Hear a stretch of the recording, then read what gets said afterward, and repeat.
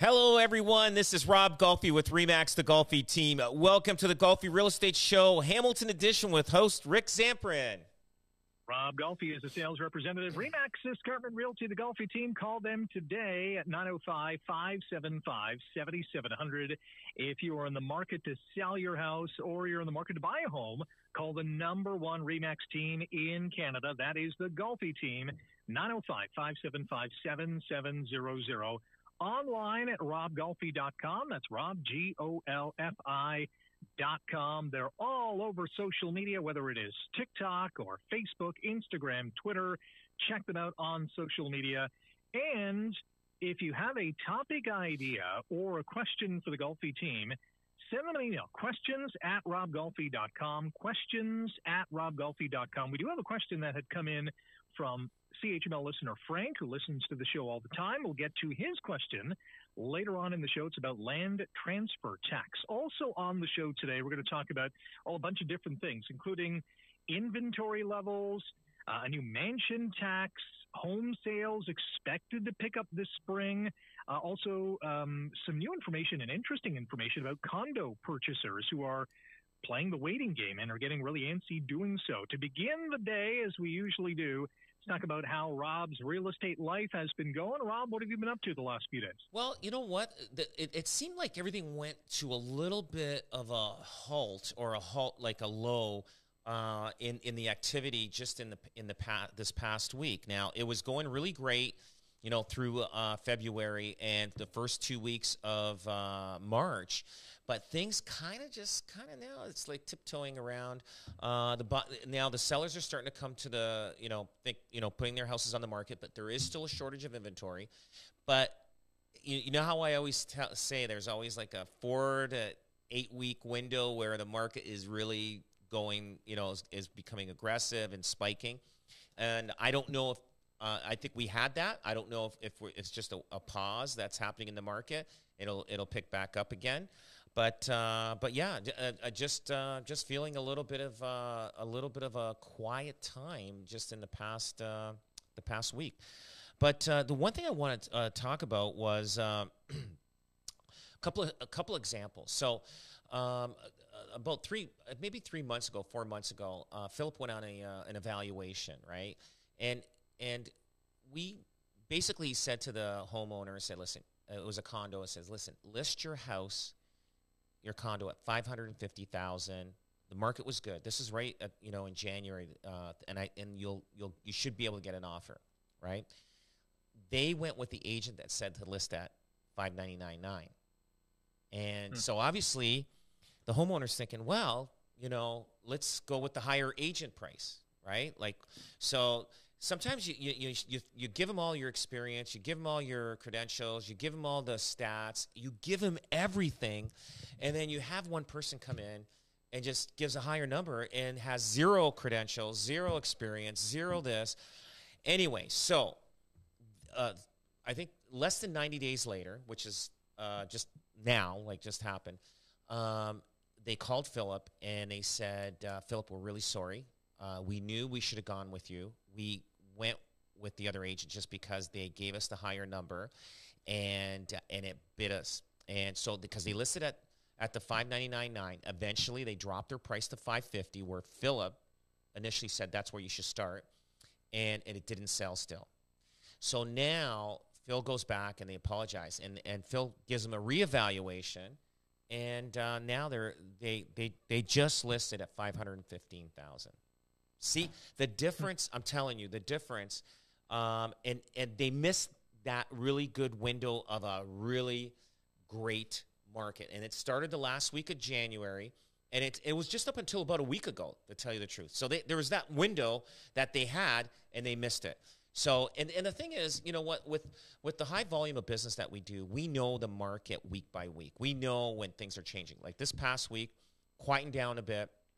And I can't wait to see the numbers when it shows up next week to show the past 7 days, because I want to see if it is true with the real estate board, if everybody else is the same. But we're a pretty good indicator. Now, here's another situation. So I go see this family. There's 3 kids, and they're selling the uncle's house. And I said that, they should list at $999,999. Now, the uncle, the uncle's sister, the parents, the mother of these 3 kids that are taking care of the estate, the mother says she wants to list at $1,050,000. And I'm like, oh boy. I go, that's going to make a huge difference. I says, we're already pushing it at $1 million, right?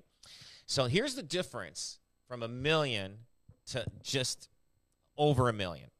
Now, if you list over $1 million, you're not CMHC insured, right? You have to put 20% down. So that's mandatory, anything over $1 million. So that's a $200,000 down payment you have to put if you purchase anything over $1 million. Now, if it's under $1 million, it's only 5% on the first $500,000 and 10% on the balance. So, excuse me. So basically, you'd only have to put $75,000 down. So, and I explained that to them, but like when you're dealing with sometimes I'm dealing with the kids. They believe me. They say, yes, Rob, we want to do it. But their mother says, no, they want to go $1 million because they want room for negotiations. It's easier to say no to an offer than not get any offers at all. But this is what happens. Now, we're going to be listing this next week. This house is going to go on the market at $1,050,000, and it's going to sit there probably for a bit, and then they're going to have to do a price drop. But guess what? You price drop it to $1 million, it's going to be stale after, and then you're going to have to do another price drop. This house at $1 million should get an offer within $50,000 of that number. If it was between $950,000 and $990,000, somewhere in there, but. I will tell the story on this and see what the outcome is going to be. But that's how sensitive this market is. Even though we're a little bit of things are moving along pretty quickly and there's a little bit of a spike in the market, it's not going to last. This market's just going to balance out and flatline throughout the year. So you got to be very good on pricing these houses. And there's so many people are looking at agents that are going with the higher number. If you got 2 agents that are way off on their numbers, you got to get a 3rd agent in there and get a 3rd opinion and see where it comes in at. And, because that could hurt you in the long run. And I get it. We do want more money for our house. I get it. We and that's the first thing that comes to our thoughts. Well, like your house is worth $1 million, but hey, I want 1.2. But everybody wants 200,000 more for their house.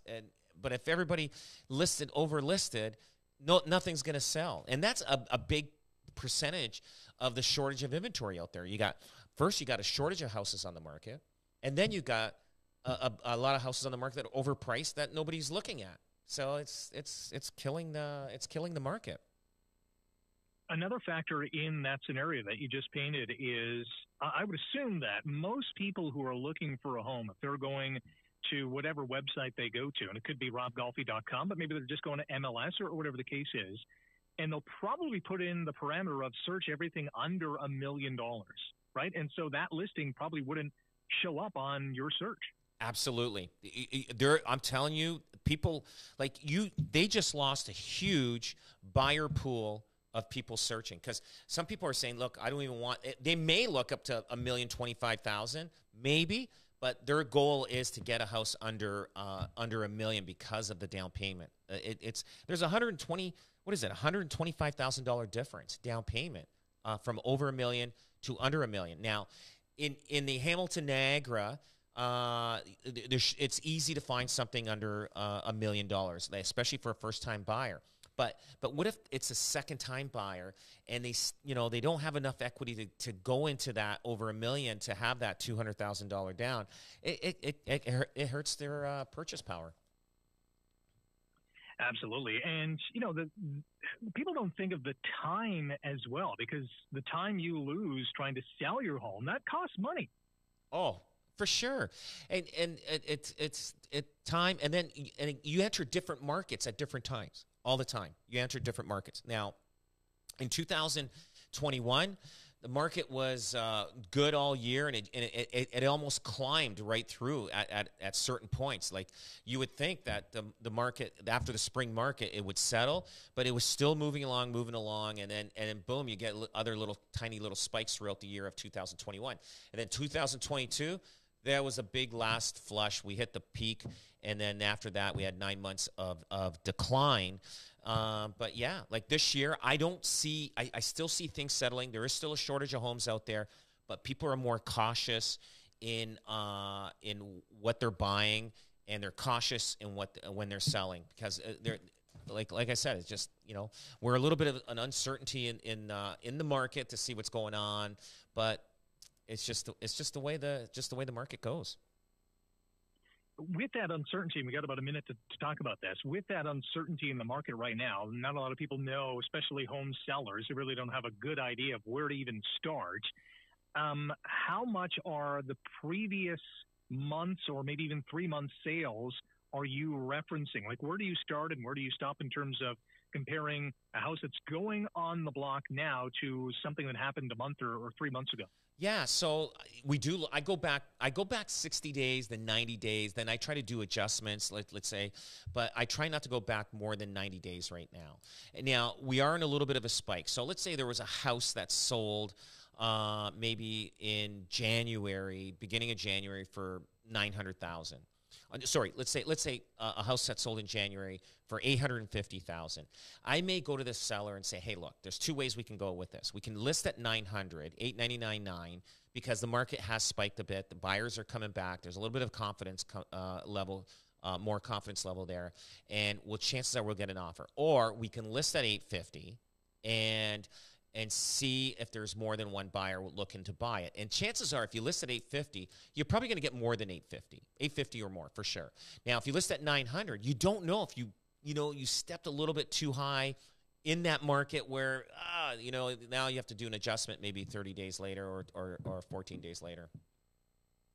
Welcome back to the Golfi Real Estate Show, Hamilton Edition on 900 CHML. Rick Samprin with Rob Golfi, sales representative, REMAX Escarpment Realty, the Golfi team, the #1 REMAX team in Canada, #2 in the world. That's the Golfi team, 905-575-7700.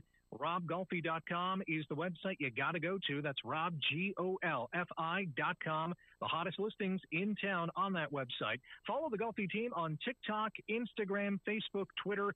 And they're still offering instant home estimates. Go to the website GolfiHomeValue.com. Plug in some digits and find out what your home could go for on the open market. That website again, GolfiHomeValue.com. We do have a listener question from Frank that we'll get to later on in the show about how a land transfer tax is calculated. Before we get to that, really interesting analysis in one of the newspapers earlier this week about the cost of homes, or average sale price, I guess, in relation to the mortgage stress test and what you would have paid a year ago, January 2022, compared to January 2023. And while the price of homes has changed and for the most part have gone down, the price required to make a minimum income has gone up because of these stress tests. Is this keeping more and more buyers on the sidelines? You know what? It is keeping more and more buyers in check. Now, when it first came out, I thought it was not a great thing, but I think it is a good thing. And the reason, and the part of it, what I thought is that even though there's that 2% buffer just in case interest rates go up, people would use that credit availability on their record to buy other things, maybe another car or anything. So it's not going to work out. Like, even if the interest rates went up, they could be more in trouble. And it's hard to tell. Like, you don't know.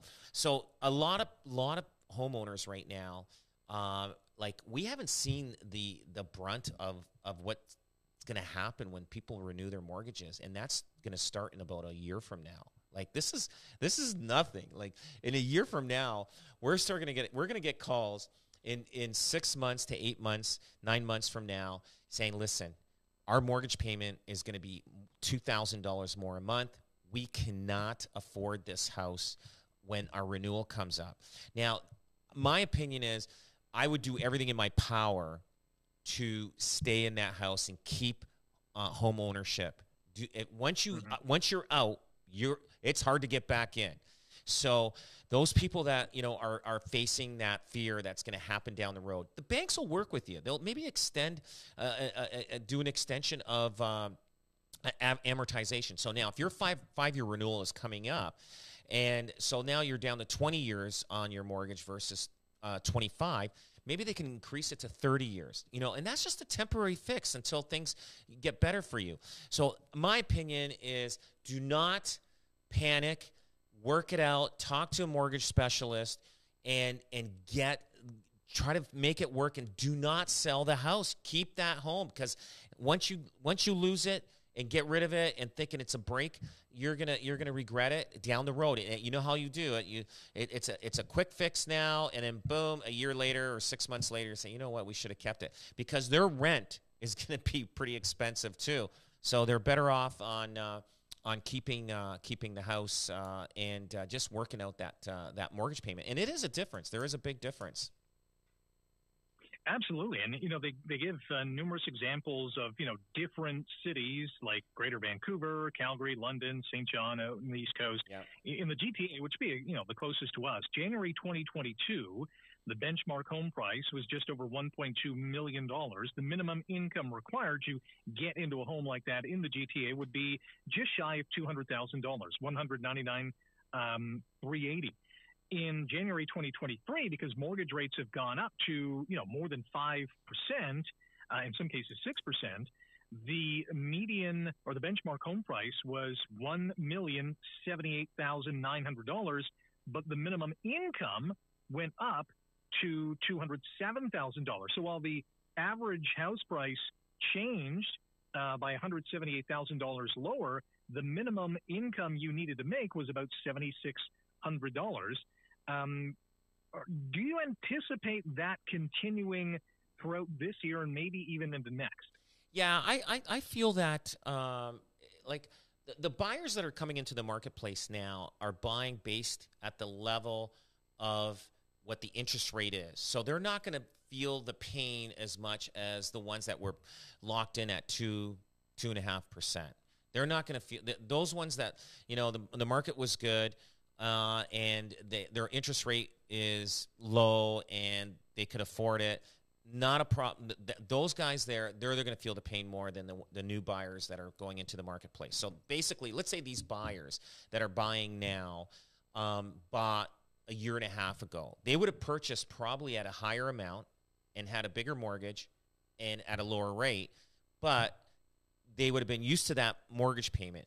It's like anything else. Like, it's all of a sudden having an additional car payment, but this is worse than a car payment, because car payments you can get away from, $500 to $1,000 a month on a new car. But mortgage payments are going up by $1,000 to $2,000 a month, depending how big your mortgage is, and it's tough on those people. But the new buyers, I think the market is going to be fine with the new buyers coming into the marketplace, because they've accustomed to the interest rates, accustomed to the prices. They're ready to buy. I have a niece and her boyfriend husband just purchased. They both got professional jobs. They played it safe. I mean, she's a teacher, and I think he works for a company that in sales in rental, like industrial rentals, and I'm sure he does very well for himself too. So the combination of those two probably can afford to buy a lot more than a $700,000 house. But that's what they were looking for. They said, "Listen, we feel comfortable at this price. We're good. We want to live life. We want to, be able to go on a vacation when we want to feel to. We're probably going to start a family. And so this is our price point." And a lot of people are doing that now. They're making sure not only there's a stress test there, but they're also cushioning on the maximum they want to purchase. So the combination of the two is going to be very advantageous of the buyers that are entering into the market this year. If you are in the market to sell your house, or you want to buy a home, call the number one REMAX team in Canada, the Golfi Team, at 905-575-7700, online at robgolfi.com. That's RobGolfi.com. Adding to the fun of real estate this year is shockingly low inventory levels. So the Canadian Real Estate Association is showing about 51,000 total new listings, down 26% from a year ago. What impact is this having on the market? Huge impact. People are not listing and selling just because of the fact they can't find what they want to find. So now it's just kind of like it's just a ball just rolling and nothing's happening.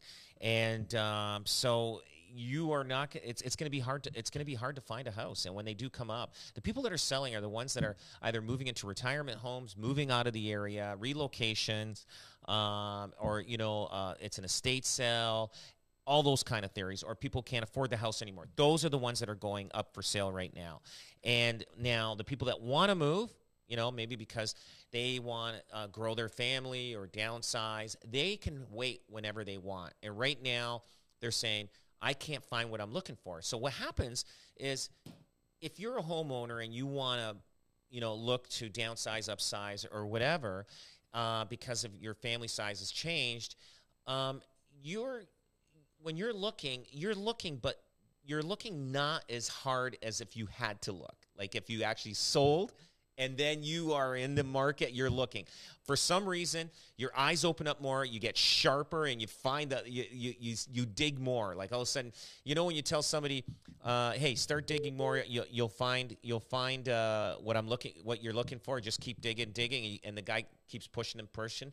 They'll find it. But the problem is that homeowner is not looking as hard as if he had his house sold. So that's why it's getting prolonged. People aren't putting their houses up for sale as fast as they should. And yeah, the inventory is we're gonna have an issue of inventory for a long time, and just two reasons. One, can't find what you're looking for. Two, there is a shortage of homes on the market. It's going to be like that for a long time, and markets will change throughout the months and years to come. But all of a sudden, we're in kind of a little bit of a constipation, and that's going to change. And there's going to be an explosion, in my opinion, in 2026, 27. I would imagine that a lot of people are just sitting on the sidelines, too, with maybe the idea that they want to sell their house, but they're just waiting to see what happens with prices. Oh, absolutely. Absolutely. And some of them are saying, well, I want to wait until the prices go back up to they were from last year. They're definitely waiting for that, and they're all different reasons. There is a new mansion tax that is going to take effect on April the 1st. 4% tax on property sales above $5 million. That's going to rise to 5.5% on sales above $10 million. Is this something that those in million-dollar mansions should be worried about? I think so this is in California, and they're starting I think a 1% tax or 4% tax on property sales above $5 million. That's a lot. A 4% tax. That's a lot of money. That is a lot of money, and I don't know how. So we don't sell. There's not that many homes in the Niagara, Hamilton, even in Burlington. I checked in the last 2 years, just in Burlington and Hamilton, there was only 177 homes that sold over $4 million. If I went up to $5 million, it'd be a lot less. So I'm sure in the GTA it'd be a lot more. But I think they would change that number in Ontario if they even considered it. They probably would say over $2 million or $2.5 million to pay an additional tax, which I think a lot of people would be very upset. California, you're going to see. It's hard to tell. I mean, there's a lot of $10 million homes there, and the rich, I mean, they're going to be upset about it, but they're still going to pay it, and the government there knows that they will, and that's why they can do it. But a lot of people are moving out of that state. They're moving to Florida, Texas, because of the tax situation. So the more they add these taxes to these people, the more people are going to move out. I don't know if they get this. They're going to bankrupt that state to a point where they to get people back, it's going to be difficult. And to get people back, it takes years. It's not like it's going to, it's an overnight solution. Oh, sorry, we made the mistake. We're going to take the taxes off. People aren't going to just move back that easily. But I'll tell you, this starts April 1st in California, which is in a week from now. So, I mean, I bet you people were trying to change their closing date to the end of March right now. I bet you the closings that are happening right now in the state of California on houses over $5 million are going crazy right now, especially in the next 7 days. Apparently this new tax was supported in a vote in that state, and apparently the money that is raised through this is going to battle homelessness in Los Angeles by developing more affordable housing, which, you know, that makes a lot of sense, and it's projected to bring in $1 billion a year. Do you get the sense, have you heard anything in your line of work in terms of whether it's REA or the provincial government or whatever instituting a similar tax here in Ontario? Well, they did on the cars. I think I think anything over, was it $100,000 on a vehicle, you have to pay a luxury tax or something like that. So I wouldn't doubt they're probably going to look at doing something with the houses, and they're just going to keep taxing and taxing until there's no money left for anybody. But I can see that they're going to watch this in California, the government, and I'm talking about all states in the U.S. and also provinces in Canada. They're going to keep an eye on this and see what's happening. But California has changed. There is a change in people. A lot of people are exiting the state of California. There is a major crisis in homelessness there. I remember, and that started years ago, because I remember being in San Francisco probably 5, even 8 years ago, Rick, and I'll tell you, it's out there. The homelessness it's pretty bad. I mean, if I was homeless, I don't know if I would want to be in Hamilton through the winter. So I think I would try to cross the border and hit Florida or California, where you can have nice sunny weather. If I'm going to sleep on the sidewalk, I'd rather sleep in a warm climate than a cold climate here.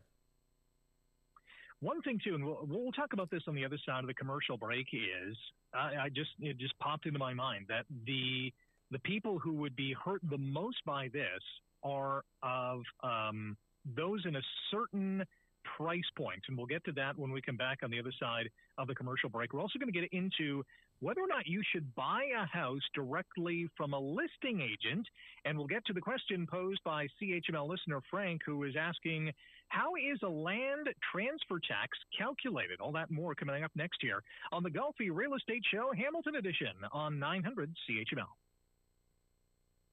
Okay, 6 minutes. You are listening to the Golfi Real Estate Show, Hamilton Edition, on 900 CHML. Rick Samprin with Rob Golfi, sales representative, REMAX Escarpment Realty, the Golfi team, the #1 REMAX team in Canada, #2 on the planet. That's the Golfi team. 905-575-7700 is the phone number. Again, 905-575-7700. If you've been sitting on the sidelines wondering, should we sell the house? If you have that in the back of your mind and you're wondering what your home could be worth, give the Golfi team a call, 905-575-7700. Online, robgolfi.com. You can also find them on TikTok, Instagram, Facebook, and Twitter. And if you do have a topic idea or a question for the Golfi team you would like answered on a future show, send them an email. questions@robgolfi.com is the email address. About this new mansion tax in California, again, it takes effect about a week from now. The one price point I think that's going to be massively impacted are those homes hovering around $1 million, maybe even $1.5 million, because they will want to list for under $1 million to get more buyers wanting to buy their home, because then they won't potentially have to pay that tax. Absolutely. And if it goes over a certain amount, they're going to change the amount to something else, saying, okay, listen, we're going to put this under $1 million or under $5 million, whatever it is. And even though they maybe got 5.2 million, 5.3, they're going to do a separate agreement and put that as furniture. They'll do something differently so they can save that 4% tax. And anything, and then it says sales above 5 million rising to 5.5% on sales above, and then 5.5 sales above 10 million.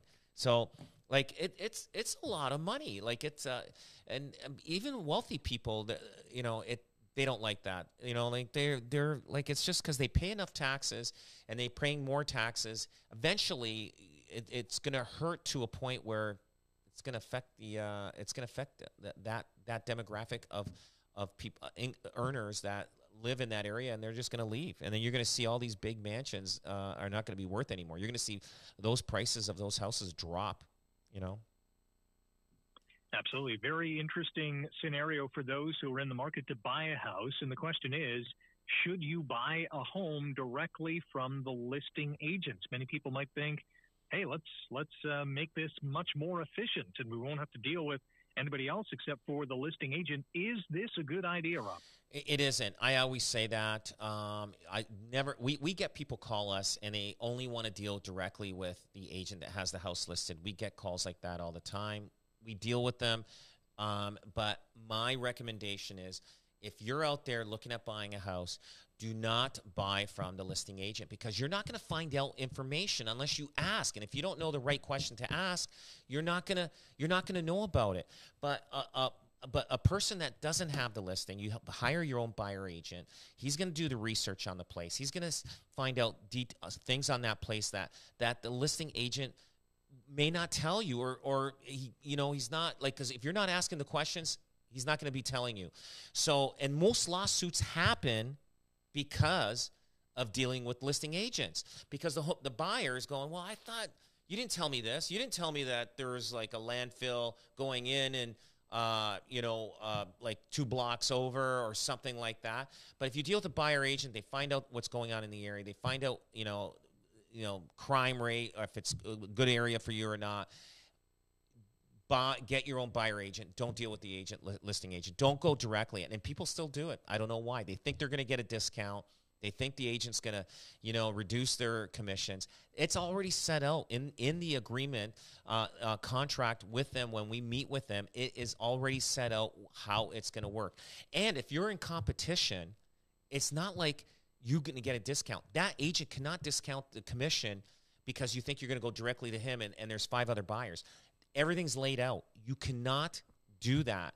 And so, like, people, I don't know where they're getting this misinformation, but I personally, it is always good to deal with an agent that is not the listing agent, and find out, you'll find out way more information on that house, because now the buyer agent is going to ask questions to the agent, say, hey, anybody murdered in this house? Is any contamination that's happened? Is there any sewage problems? Is there water main breaks? Is there any soil situation? Is the house sinking? The house down the street was leaning, and is that happening everywhere on the street?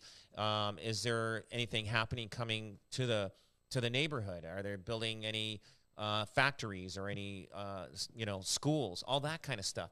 That's the buyer agent knows those questions to ask. Now, the listing agent, he's just going to give you information that you ask him about. So if you don't know the questions to ask, you don't have the answers that you need.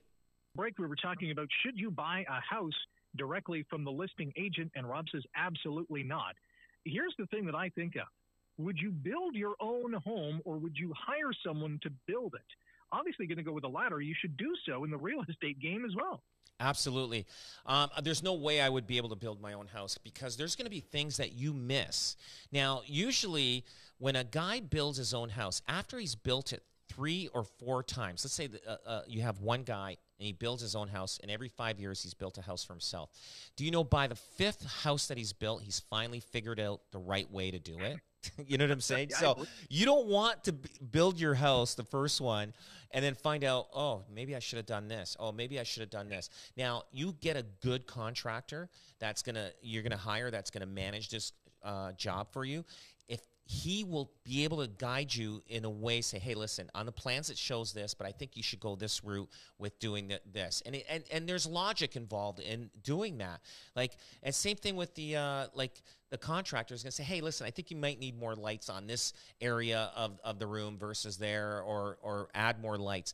Those things make a difference. Now, when you're building yourself, you hire the guy, you hire each contractor as they go. You're just new to them. But that contractor you hired, they deal with that guy all the time. They want to make sure they do a good job for him, because they're going to get hired back to do another job. Yes, it may cost you, but it'll cost you more money by sitting on that site after work or taking time off and trying to figure out what you're doing there. My opinion is hire a contractor, a good contractor. Don't go on the discount, guys, because you're going to get a lot of problems after you move in. Hire a good contractor to build a house for you, and you'll be very happy about that. Same goes for a good real estate agent, and that is anyone on the Golfi team, online at robgolfi.com. All right, question from CHML listener Frank. We've kept him waiting long enough. How is land transfer tax calculated? At what percentage of what amount is the seller of a property required to pay it regardless of whether they are purchasing another property? Is both buyer and seller required to pay taxes twofold upon closing, even a first-time buyer? So, Rob, how is a land transfer tax calculated? So land transfer tax is only paid by the buyer. Now, I'm going to try to go through this, and I know it's going to be hard to remember this. So amounts up to including $55,000, which is very rare, is 0.5%. Now, amounts exceeding $55,000 up to and including $250,000 is 1%. So if you're buying a $250,000 house, it's a 1% tax. Now, amounts exceeding $250,000 up to and including $400,000, you're at 1.5%. Amounts exceeding $400,000 is 2%. Now, amounts exceeding $2 million, where the land contains one or two single-family residences, is 2.5%. So it adds up to a lot of money. And, yeah, like now in California, they're trying to get money from the sellers, too, from the sellers selling. So there's no doubt that they can build up a huge bank account, the government, to pay for whatever they want to pay. But hopefully the money does go to what they're saying they want to do with the homeless in California with the taxes. And so hopefully, Frank, that answers your question. I just have a question on top of Frank's question. Does anybody even talk about land transfer tax when they're buying a home? I know it's part of the process, but does that ever come up, really? It does. They know that is part of the down payment savings that they need to close the deal. So, like, it's not just, hey, I got to save 5%. They got to save 6%, and then plus, another maybe a couple thousand to close the deal. So it's not easy. It's not easy. It's a tough thing for people to save. So it does come up, and we bring it up. And closing date, no matter what the lawyer says, it's always more than what you calculated when you're going there to give the check to the lawyer. So I always say, listen, whatever you think the number is going to be, you gave your deposit, you got your down payment, and then land transfer tax and lawyer fees, just calculate another $3,000 to $4,000 on top of that, and it's still sometimes off. Yeah, we should on a future show. I know we've done it in the past. Calculate all the payments that go into buying a house, and maybe we'll get our listeners a better idea of what goes into it if they haven't been down that road very recently. You can listen to our show online through Spotify, iTunes, Google Podcast, Stitcher, and many more. Just search for the Golfi Real Estate Show in your favorite podcast platform and hit the follow button so you never miss an episode. Thank you for tuning in to the Golfi Real Estate Show, Hamilton Edition. We're back next Saturday at 9 on 900 CHML.